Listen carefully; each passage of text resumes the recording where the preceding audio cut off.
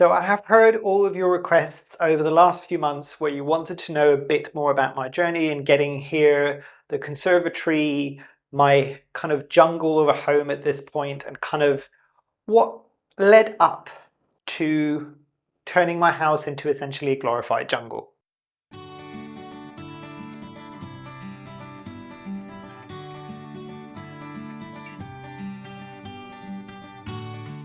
Hi there, my name is Memo, this is my channel, Houseplantygoodness, and essentially it's a place where I like to geek out about my big passion. You might be able to see some of it behind me, it's tropical houseplants. So I am finally doing the much requested video of the journey that got me here. And just to give you a bit of brief backstory of kind of what led up to this, and some of the long-time followers, and I love you all, would know some of this story is obviously I was really into plants from a young age. I was that weird kid that would be going into fields and smelling all the flowers and getting excited about plants and taking them to my parents, who would ultimately roll their eyes and just go, yes, yes, go along now. Ah, children of the 80s. And it was a case where I was always really, really interested in kind of plant life, not just tropical plants and indoor plants, but all. And I still have that slight fascination that happens all the time, basically. So I was taking care of my mother's probably over 100 house plants, which in Greece were balcony plants year round. So that was my first chore as a small kid, and I kind of, that fueled the fire, so to speak.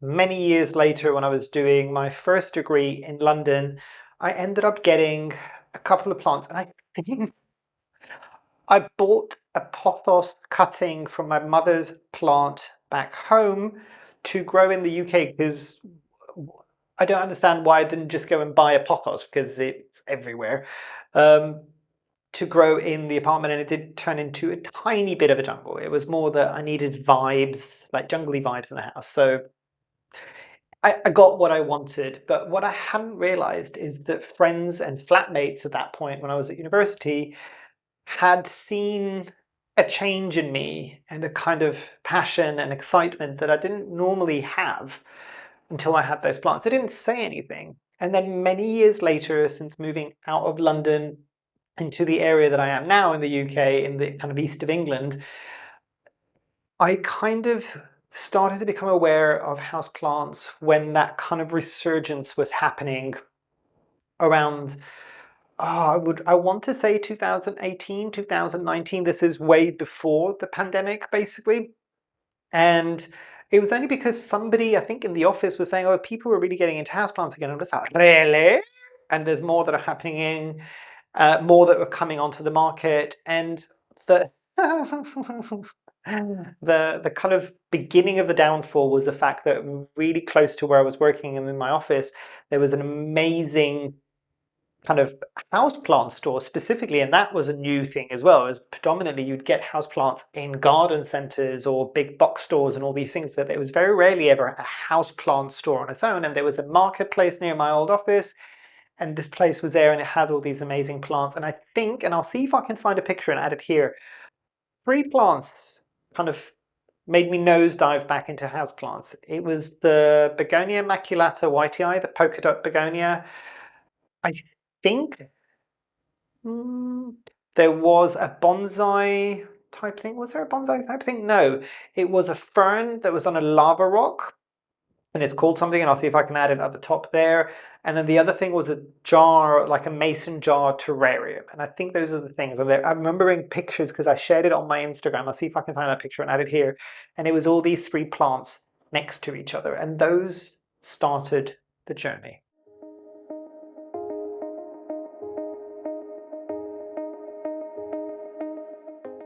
So initially, back then, when I was first getting that, I was living in a rental property. And again, I'll see if I can find, it would predominantly be pictures, maybe some clips around and add them in throughout this video. But this is a journey, this is a plant journey worth at least, probably at least 4 to 5 years now.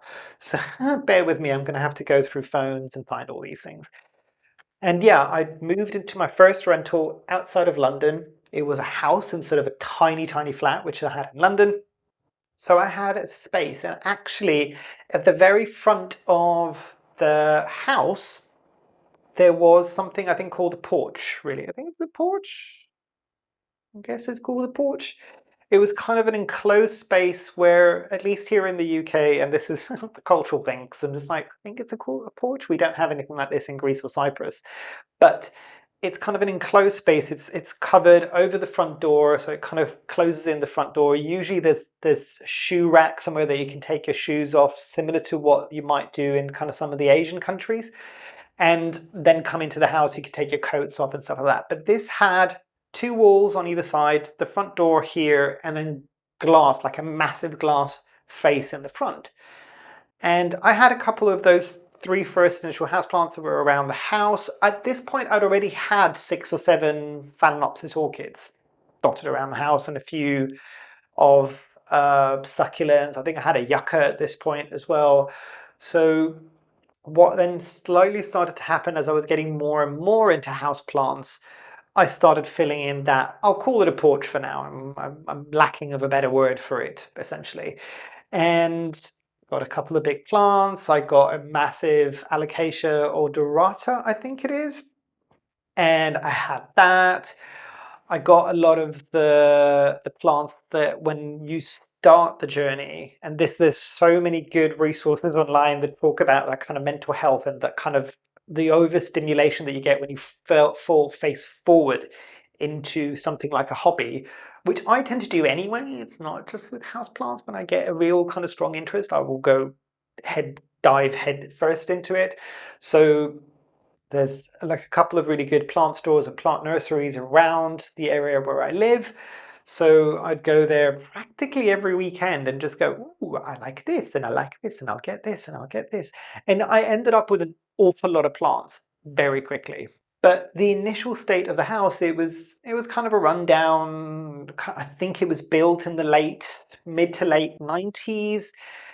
It was very rundown. It was interesting because moving from London up to here, that one 4-bedroom house, I think it was a 4-bedroom house with a double garage, a massive garden, cost the same to rent as a 1-bedroom 30 square meter flat in London.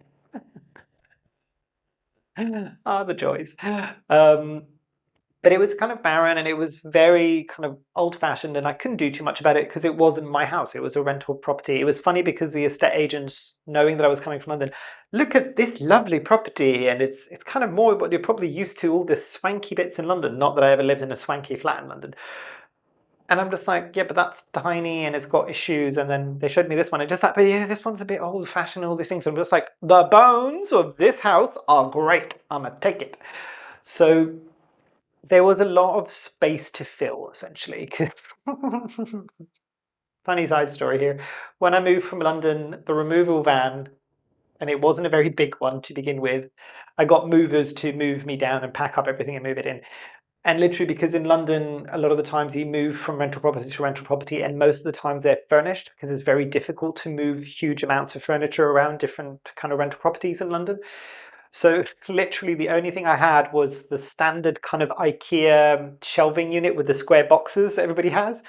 That was it. I had the largest one of those, but that was my only bit of furniture. And then literally from that tiny flat to this huge house in this area, and the movers kind of moved it out and just went, where do you want your one bit of furniture in this massive 4-bedroom house that is fully unfurnished? That gives you an idea of scope. It took a while to fill that house up. Plants did great for this. But yeah, and then that's why with that house I got a lot of the bigger plants, because I could finally get more sizable plants like the big Alocasia that I was talking about, some of the ficuses that I had. Yeah, it was a lot to fill, essentially.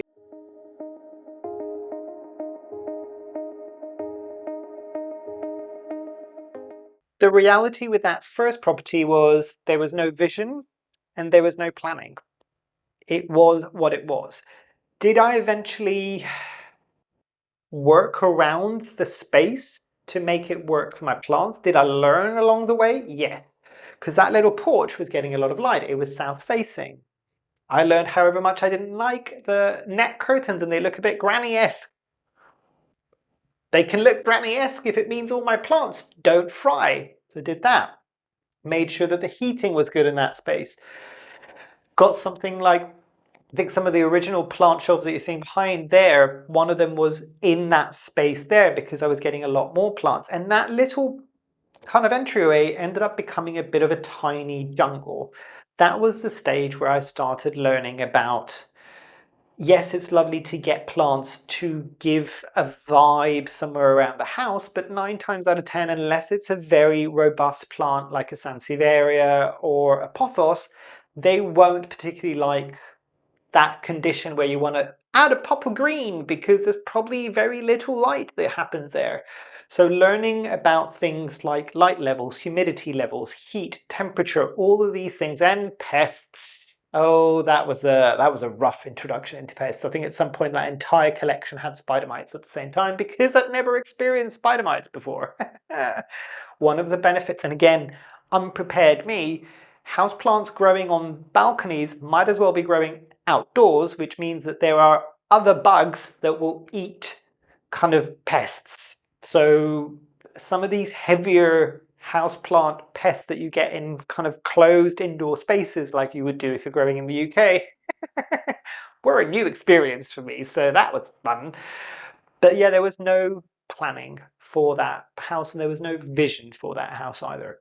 Moving on to the next property that I moved into, and it was kind of unfortunate because, and I think this video will end up becoming a bit more of a chatty and get to know me as well as kind of how I got where I got.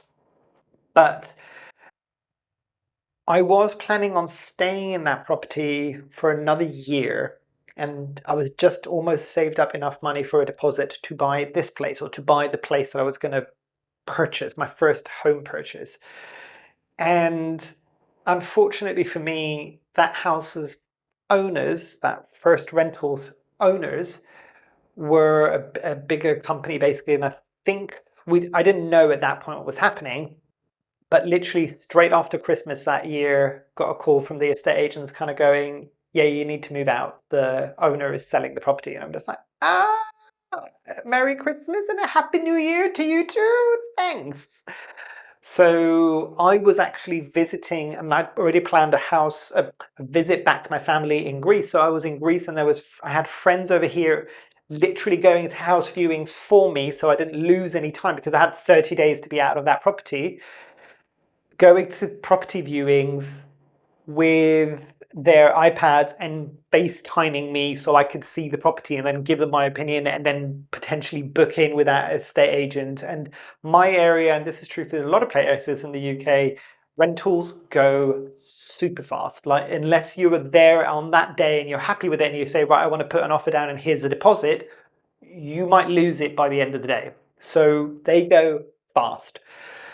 And this one property that I ended up choosing and moving to was not going fast, but it was also probably out of a lot of people's budgets. It was out of my budget as well, but it was the best one. And then I had the vision and I had the planning. And because I also knew that I was only going to be in that one space for about a year, because I was still planning on purchasing, I'm just like, you know what, bite the bullet, let's go.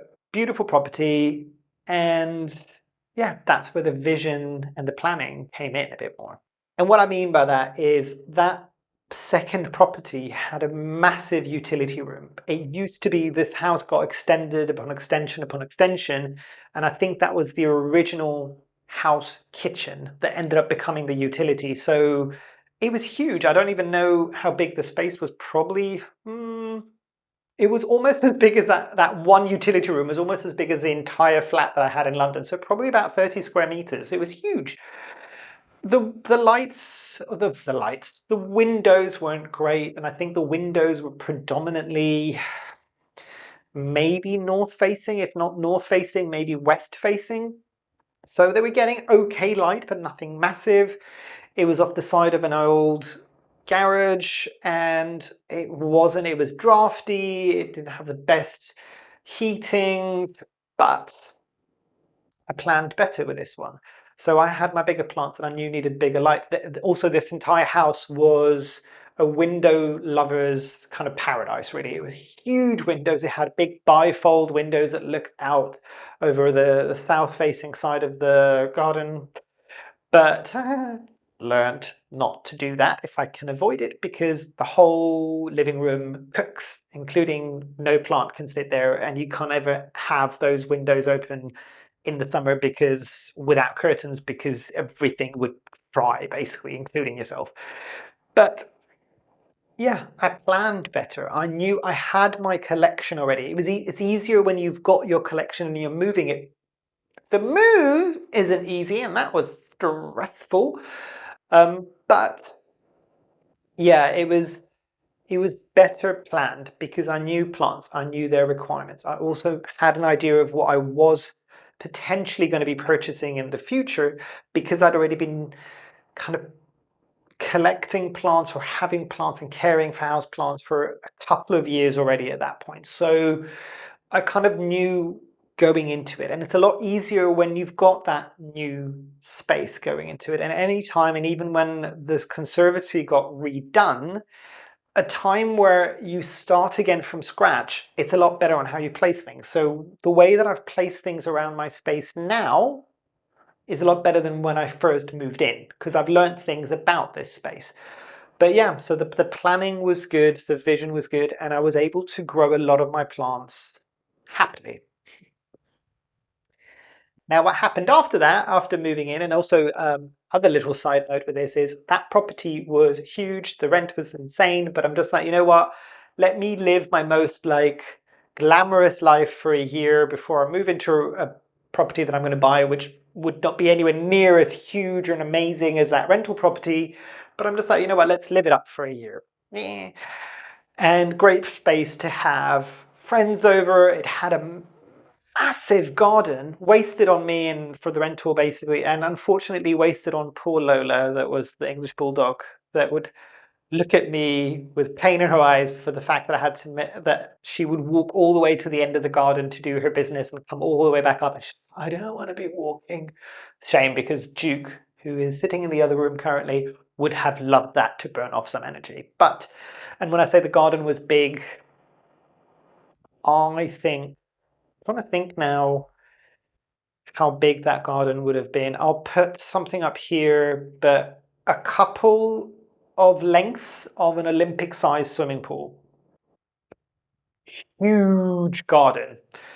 So with that house, I'm just like, great, party house. I'll kind of get to host a few people and they can come round, and my plants aren't going to be everywhere because they've got their entire different wing of the house that's theirs predominantly. Pandemic happened.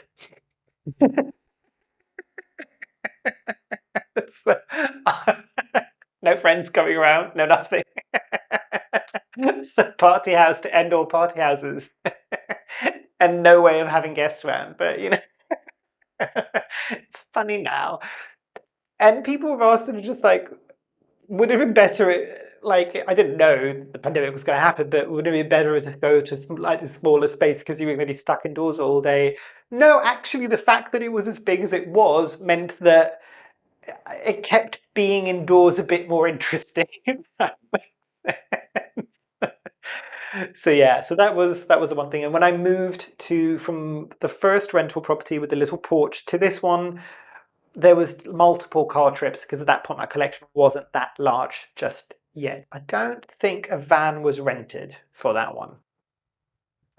Now moving from that property to this property and the situation that I'm in now, that was different. That was an actual big van because I had much more established and larger plants that came over. So that was better. I had the conservatory. I had to relearn everything. The plan was there, the vision was there, and I knew where I wanted to put things. For the people that have been here since quite far back in my journey, and I'll see if I can link an original video that I did when I first moved into the conservatory, and you might be able to see a quick glance of what this space looked like back then. Most of those plants are no longer part of the collection.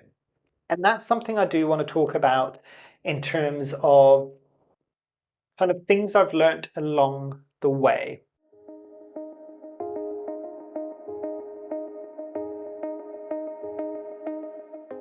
So, and again, this is just my experiences. This is not to put it on anybody else's. But from that initial plant craze and everything that I've got, what has survived?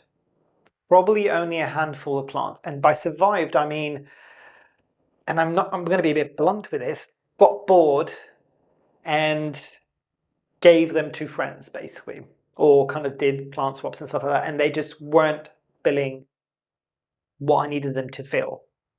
That was the reality. So almost have no not monsteras, I've got a few monsteras now.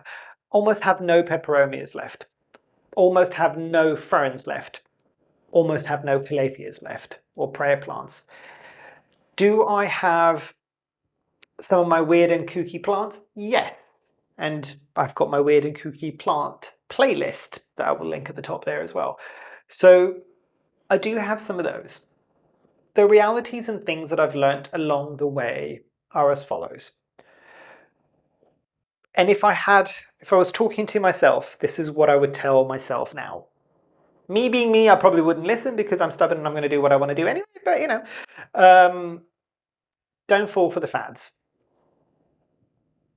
Just because everybody else likes a plant, if you don't have a passion for that plant, you will end up spending money, time, and care for that plant, and 2 or 3 years later, you will still feel as about it as the day that you got it and spent all that money, because it wasn't a plant that spoke to you. It's just because everybody else wanted it. So that's one learning there as well. The other thing is, don't buy everything. And I know that everybody says this, don't buy everything. You probably will anyway. And I did. And I knew not to buy everything because people were already saying at that point when I was buying everything, don't buy everything. Do it slowly. And the amount of people that I was talking to, and they're just like, yeah, we went from 0 to 200 in like no time flat, basically. It happens to a lot of us. But yes, learn a few things about the plants. Almost actually get to the stage where I am now, where I'm a bit more, I don't want to say the word expert, I want to say more knowledgeable about specific genuses. So I'm relatively comfortable with most philodendron plants, relatively getting there with the anthuriums, getting there with the monsteras as well. I'm kind of okay with the monsteras, epipremnums as well, begonias. Could I have become more focused on something like the Marantaceae or the prayer plants and really kind of fallen down that rabbit hole? Yes. But again, the example that I had for something like the calatheas or the ferns and stuff like that, yes, they're beautiful. And arguably, I think that's the thing that I learned along the way. And this is something that only comes with time. The beautiful, beautiful ferns or the beautiful, beautiful calatheas are very ornamental plants, and they are the type of plants that me and everybody else would want to showcase and have them somewhere really prevalent in their home. Now, problem with that being the following. Most of those plants won't like being in the spotlight, especially if there's harsh lights on them. So that's the first fail. Second one is a lot of them need an awful lot of humidity. So unless, and I've been there, unless you want to spend an awful lot of money on humidifiers and run the risk of something like mold up your walls just to keep that one plant happy, so you can say, I've got a semi-busted looking calathea in the corner trying to survive and do okay because I wanted there and to present, it wasn't worth it for me. It just wasn't worth it for me. No judgment if that's something that you want to do. And I know from a lot of you, when I've done calathea videos down below, that you say that you've been very, very successful with that. Great. Keep doing you, basically. It just didn't work for me. And I know it doesn't work for quite a few people, actually. So there is that to consider as well. Like the point that I was trying with the peperomias, and I think it was because even back then I was watching like Nick Pileggi on YouTube, and I still love Nick and his videos and all these things, and he was really into peperomia, which meant that I tried to get into peperomia, only to realize I am not a peperomia person, because the more I got them, the more they just didn't do it for me. They stayed small and compact. There's good reasons to have small and compact plants It wasn't for me. I like to see things grow. The other thing that I learned along the way is propagations and propping to sell. So it's different, and there is no judgment again, because we're all different in the way that we approach our plant journey. Mine, I never really got to that stage of growing plants to sell, to chop them to sell, basically. I didn't see my plants as a commodity. There was always a running joke that, you know what, my Monstera alba, when I first got it, it's going to be my ka-ching money plant, and I can take a cutting and it will cost that much. That's no longer the case, obviously, because there's a lot of people that did that. But I kind of realized over the years, throughout my journey, that I would much rather, there's a lot more value for me to see a big plant in my care and feel like I'm in like my own little version of Kew Gardens than chopping it and selling it to get a bit of extra money, which ultimately, because I'm so passionate about plants, would then only be spent on getting more plants. So yeah, it is that, basically. And I have found the solution now, because any kind of earnings generally that happen from the YouTube channel now are then kind of put back into the channel in the form of either me getting more gear so I can make the videos better, or plants. So I can keep doing plant videos for you all, and reviews and all of these things. And I haven't bought plants for a long period of time. That's the other thing, and I'll touch on plant bans. I never said I'm on a plant ban. And I know a lot of people do that, and they struggle with that as well. It was the same thing when I used to smoke many, many years ago, and I eventually quit.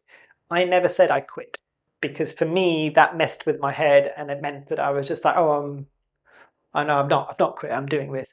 So the same thing with the plant bans. With me, it just happened. Purchasing a house is very expensive. Moving to a house and getting it settled in is very expensive. So for a long period of time, I did not buy that many plants. Last time before now, the recent purchases that I've made that I bought plants was in the very beginning of the pandemic, where I was stuck at home all day, like a lot of other people that bought plants. So the difference was, for me and a lot of other people that bought a lot of plants in the middle of the pandemic, is, and again, not everybody did this, I saw a lot of people, understandably, in the beginning of the pandemic, we were buying plants, the rarer plants, and nobody likes that rare word anymore, basically, but you know what I mean, the ones that are slightly difficult and more expensive to get.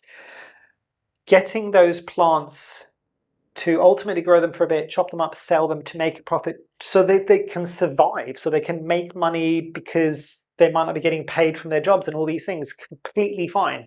There was also a whole spurt of people in the middle of lockdowns that got into plants because they wanted to bring that nature into their house because they couldn't get out. Again, completely understandable. Myself and a few other people that have been doing this for a bit longer, we were always going to get the plants. It just meant that if I'm not spending an awful lot of money living outdoors and doing all the things that I would normally do, I probably have a bit more disposable income. Guess what I'm going to do? Disposable income, because I'm not going out to restaurants regularly or doing traveling and doing all these things. I'm going to buy some plants because I might as well. I'm stuck at home, basically. Best thing about the pandemic is the sheer level of plant care and pottering. Oh, it's great, especially because I was furloughed for a tiny bit. It was fantastic. It was like daily kind of soothing of the soul. It was glorious. But yeah, it's things like this that you kind of need to remember. And again, I'm talking to myself. Don't fall into the fads. Don't get the plant that everybody else wants. Wait, because the plants that are exceptionally pricey, 9 times out of 10, if you wait for a few months, a few years, and you really truly want that plant, and it will solidify in your head that you truly want that plant. If you still want it 2 years later, get it then. It will be, I promise you, it will be a tenth of the price, basically, most of the time.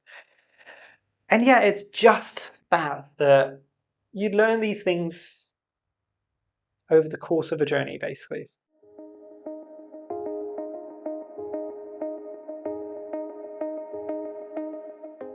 And I want to touch a bit on the kind of benefits and joy that the plants kind of bring. So benefits is I get to have my own little your garden in here. And I know a lot of people who have been collecting plants for a while, not everybody, generally will either have something that they call the plant room, or they'll have the IKEA cabinet terrarium things. It's like our own little slice of a botanical garden in our own space, and there is a lot to be said about that. I'm not going to talk about the thing that a lot of people, when they're first starting off, going, it's going to do much better for the air quality. It's not. Have a look at that. I think it was a study done by NASA or for NASA. The volume of plants that you would need to have in your house. Most of us with huge collections do not have that level of plants in one room to generate the level of kind of like oxygen that you would need to do. Yes, there's probably some negligible benefit, but nothing that you would necessarily feel. If it makes you feel better, by all means, do it that way. But have a look at the research in a bit more, rather than just the marketing from some of the plant companies, basically. And a lot of them have kind of stopped going on about that because it's been debunked a few times now. But benefits is I get to enjoy my space. Yes, the realities is, will they be hard watering days in terms of a lot to do when you don't have an awful lot of time, especially like in the summer growing period, especially if the collection is this size? Yes, that will happen. And days like that, you might not enjoy it, but a lot of the other time you will. And this is great, for instance, in the winter, because everything might be bleak outside, but I can come in here, even if there's no growth. I'm just like, oh, it's a bit tropical. I feel like I'm in a bit of a rainforest. It's great. And the other big benefit, at least for me, was all of you. I did videos and I took that leap with my first video, because when I first started my journey, I'm just like, I really want to do, and I've been wanting to do something like a YouTube channel for a while. And I'm not the most confident of people in front of a camera, and I still cringe every time I edit my videos. I have no problem, people that have met me, I have no problem talking generally, and I used to do talks all the time for work. That I'm comfortable with, but I find it really awkward. I don't know how to describe this, because I used to do theatre and musical theatre when I was younger, and dance and all of these things. I don't mind the audience. Yes, it stresses me out when I've got an audience and I'm on a stage or something, but I can get that feedback from the audience. With a camera, it doesn't do any of that. So I'm just like, I don't know how this is ending up. But yeah, but I got to make like content like this and get to meet a lot of you over the years through some of these events, through us talking on here in the comments or on my Instagram. And that's been hugely satisfying. If it's just a quick hello, or this is a bit of a story, or how a video might have helped you, or how you've learned something, and all of these things, it truly means the world to me. And it's something that does help with the bad kind of stressy days or the down days. I can go into some of my videos and see some of the amazing comments that I get from a lot of you, and it brightens up my day. And I do need to remember that a lot of the times the majority of the comments are really good, and when I get the odd bad comment which will put me in a funk for a day or two, I'm fortunate enough to have good friends where they'll sit there going, yeah, but the people that watch you all the time, they love what you do. The majority of the comments are positive. Don't focus on that 0.1% that are negative, because I don't know if you've noticed, I will not engage with arguments within my comment section or any of my other socials. I just don't have the time or the energy, basically, and I'm not going to, really. So if you're trying to get a rise from me, all that's going to happen is you're going to get blocked. But yeah, it's one of those things that has been immensely valuable to me, having all the plants around, and I'm sure it would be for a lot of you as well.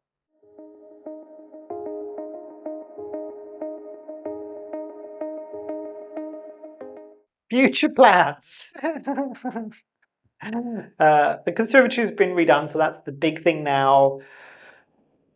Now it's the case of cycling out some of the plants to either friends or other people that I know that might want some of the plants that just haven't been bringing me joy for a few years now, and get something new and fresh into my collection. Growing some of my existing plants even bigger if I can, that would be good. Learning this space again, And ultimately, and a bit of a spoiler, I don't want to get it out into the universe too early, but this house was always kind of the first house and a bit of a stopgap, basically. So there was a certain job situation that happened that meant that I couldn't buy a house that was as expensive as I would have liked or could have afforded back then. So what I ended up doing with this one is buying a project house. That was never the intention. And it has caused no end of stress over the last few years. But also that has meant that I've known for a long period of time that this isn't the house, this isn't my forever home, basically. So there will be at least one more move, hopefully in the next couple of years.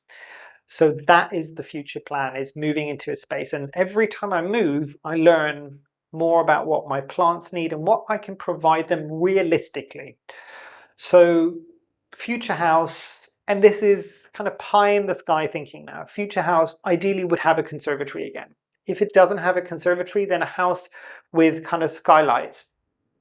Arguably with a conservatory, I wouldn't mind even considering a conservatory with the fully built roof. And it's, so you get that sometimes in the UK where there isn't glass on the top and it's just a regular roof and then there's just glass all the way around. People do that to keep the heat in and keep some of the harsher light out during the summer months. I think my plants would still be okay. Would I have to have a few more grow lights? Yes. But that would make the space a bit more functional for me. Would I buy a place with a bigger conservatory? Also, yes. More space means more plants to be had, basically. So I would like a slightly bigger garden so I could have a bit more of a veg patch there instead of just the allotment. Maybe a section off in the garden where I can grow some of the tropicals that can be a bit hardier outside in the UK. So things like that. These are the things that I would kind of like to have, really, and being able to structure things a bit more. So the next house, for instance, I might see about getting an automatic watering system, or again, pie in the sky, and I don't think I'm going to be able to ever afford something like this, having something like an outdoor greenhouse for my plants that is heated. That's the tricky thing, and it's expensive because of kind of energy prices, generally speaking. But I'm trying as much as I can. I mean, at the moment, I've got my whole roof is solar. These summer months, I'm pretty much off grid because I've got a battery system as well, which is fantastic. But yeah, things like that I've learned along the way, it just generally will guide my future plans. Would I get a few more bigger plants? Yes. Things that I would probably do differently moving forwards is, and this is going to sound weird, I need to propagate less. A lot of the times my propagations tend to be opportunistics, basically. So I've very rarely ever gone and just gone, I'm going to take a cutting to propagate. It's generally speaking, something has snapped or I need to trim something back. And I'm just like, well, it's a shame to like just bin this cutting that I have now. Let's propagate it. But then I end up with a whole lot more plants that I then have no space for. And I've got multiples.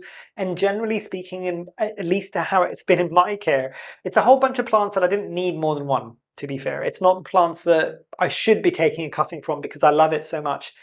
And to get a bushier plant or to get a backup plant, it's usually the plants that I'm just like, oh yeah, I've got a cutting and I'm propagating it of a plant that I've already got one and I'm feeling meh about. And I'm going to have a second one or a third one or a fifth one going meh about that as well.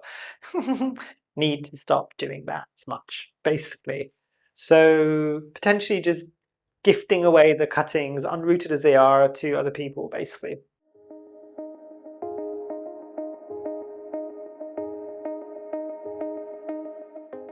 So in conclusion, and I'm aware that this is a rambly and long video and it might not be for everybody, what takeaways would I want all of you to take from this as well? And obviously, if you want to share some of your story, I know I've rambled on a lot for this video, do so in the comments down below. I'd love to hear it as well.